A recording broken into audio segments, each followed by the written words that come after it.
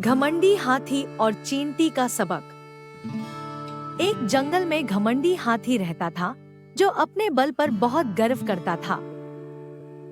एक दिन वह चींटियों के घर को पैरों तले रौंदते हुए आगे बढ़ा।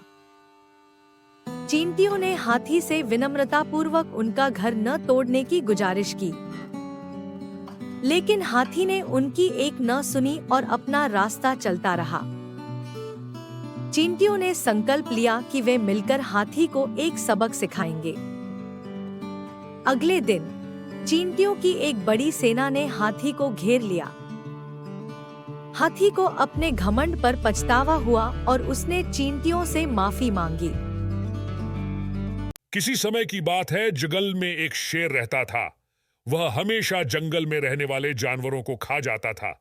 इस वजह से जंगल के सभी जीव जंतुओं को शेर से बहुत डर लगता था।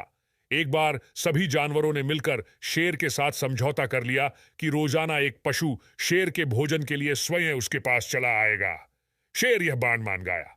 उस दिन से रोज एक जानवर अपनी बारी से शेर के पार पहुंच जाता था और दूसरे जानवर बिना डर के जंगल में घूमते।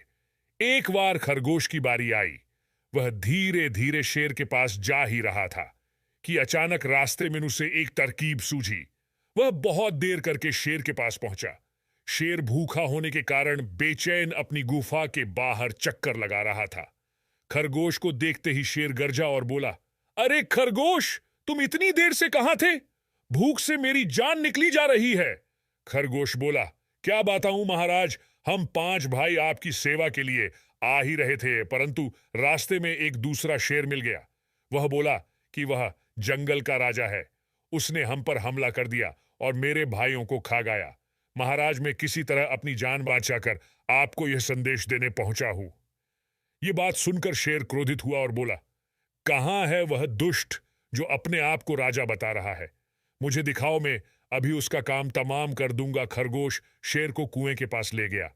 जब शेर ने कुएं में झांका तो उसे अपनी ही परछाई दिखाई दी।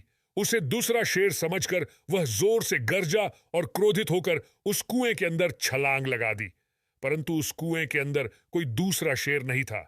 वहां तो केवल जल ही जल था। बाहर निकलने का कोई रास्ता भी नहीं था। शेर बहुत देर तक पानी के अंदर ही छटपटाता रहा और डूबकर वही मर गया। इस प्रकार नन्हे खरगोश ने अपनी चतुराई से अपनी तथा अन्य साथियों की जान बचाई। सीख, बुद्धि विवेक के बल पर कोई भी कार्य संभव है।